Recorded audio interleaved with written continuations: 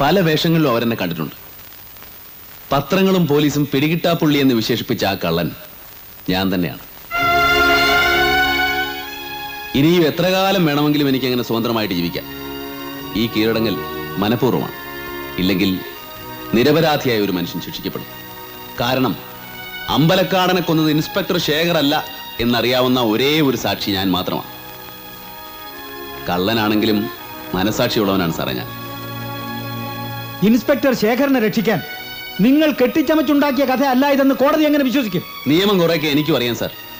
വ്യക്തമായ തെളിവുകളോടുകൂടി തന്നെയാണ് ഞാൻ ഇവരെ കോടതിയിൽ ഹാജരാക്കിയിരിക്കുന്നത്. നിരപരാധിയായ ഒരു മനുഷ്യനെ രക്ഷിക്കാൻ സ്വന്തം ജീവിതമാണ് ഞാൻ അടിയറ വയ്ക്കുന്നത് തെളിവായിട്ട്. ഒരു കള്ളനെ പിടിക്കാൻ ലക്ഷങ്ങളും കോടികളും ചെലവാക്കാൻ ഇവിടെ വകുപ്പുണ്ട്. പക്ഷേ അവൻ എങ്ങനെ കള്ളനായി എന്നറിയാൻ ആരെങ്കിലും ശ്രമിക്കാറുണ്ടോ? ആരും കള്ളനായി ജനിക്കാറില്ല സാർ.